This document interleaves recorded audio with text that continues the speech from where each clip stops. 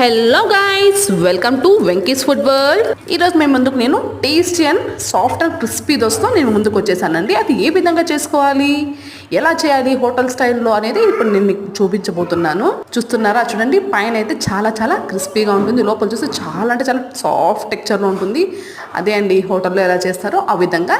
ఒక చిన్న సీక్రెట్ ఉంది ఇందులో, నేను మీకు లాస్ట్లో చెప్తాను. ఆ సీక్రెట్ అనేది తప్పకుండా మన ఛానల్ని సబ్స్క్రైబ్ చేసుకోండి, నన్ను లైక్ చేయండి. దోశ అనేది బ్యాటరింగ్ ఏ విధంగా కలుపుకోవాలి, అలానే ఏ విధంగా దోశ వేయాలనేది ఇప్పుడు నేను మీకు చూపించబోతున్నాను.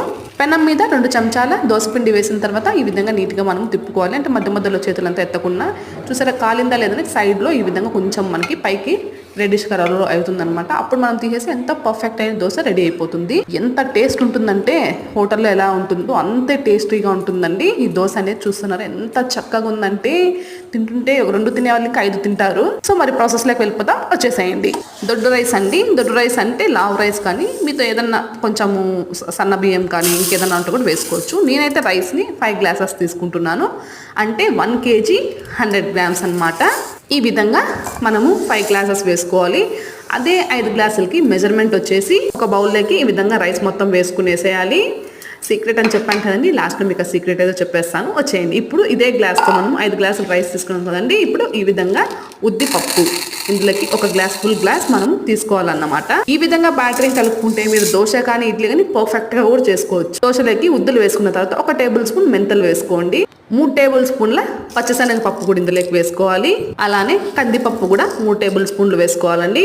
1 గ్లాసు మనం తీసుకున్నాం కదండి రైస్, అదే సైజ్ గ్లాస్ తో అటుకులు 1 గ్లాస్ తీసుకోవాలి. మీకు సీక్రెట్ అని చెప్పానే, అదే అండి ఇవి.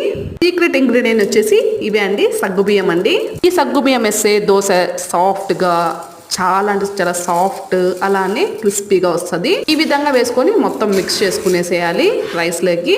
అన్ని ఇంగ్రీడియంట్స్ మిక్స్ అయిన తర్వాత ఒక 3 సార్లు బాగా నీట్గా వాష్ చేసుకునేసి ఒక 8 అవర్స్ ఇది అలానే నానబెట్టుకోవాలన్నమాట. రైస్ ని ఈ విధంగా బాగా మనం 8 అవర్స్ నానబెట్టుకోవాలి. మన ఛానల్ ని కొత్తగా చూస్తుంటే లైక్ చేయండి, షేర్ చేయండి, సబ్స్క్రైబ్ చేసుకోండి వెంకీస్ ఫుడ్ వరల్డ్ ఛానల్ ని. దోశ అందరి ఇళ్ళలో చేస్తారు, ఒక్కసారి ఈ విధంగా ట్రై చేయండి. సాఫ్ట్ అలానే క్రిస్పీగా బ్రహ్మాండంగా ఉంటుంది. ఈ విధంగా 8 గంటలు నానిన తర్వాత చూసారా పర్ఫెక్ట్ గా నానిపోయింది. ఇప్పుడు మనం మిక్సీకి పట్టుకునేద్దామండి. ఈ రైస్ ని సాఫ్ట్ గా పట్టుకోవాలి మిక్సీకి. సో ఈ విధంగా మిక్సీ పట్టిన తర్వాత 8 అవర్స్ ఫర్మెంటేషన్ మనం వదిలేసేయాలి. మనం ఇది చేసుకుని నైట్ అంతా ఫర్మెంట్ అయ్యేలాగా పక్కన పెట్టుకునేయాలి. ఈ విధంగా మార్నింగ్ చూస్తే బ్యాటరింగ్ చూసారా ఈ విధంగా మిక్స్ చేసుకోవాలన్నమాట. బ్యాటరింగ్ అనేది దోశకి ఈ విధంగా బ్యాటరింగ్ అనేది మిక్స్ చేసుకోవాలి. ఇప్పుడు పిండిలోకి కొద్దిగా సాల్ట్, కొద్దిగా వంట సోడా కూడా వేసుకొని బాగా మిక్స్ చేసుకోవాలి. ప్యాన్ హీట్ ఎక్కింది, దోశ వేసుకుంటే soft and crispy yummy dosa ready.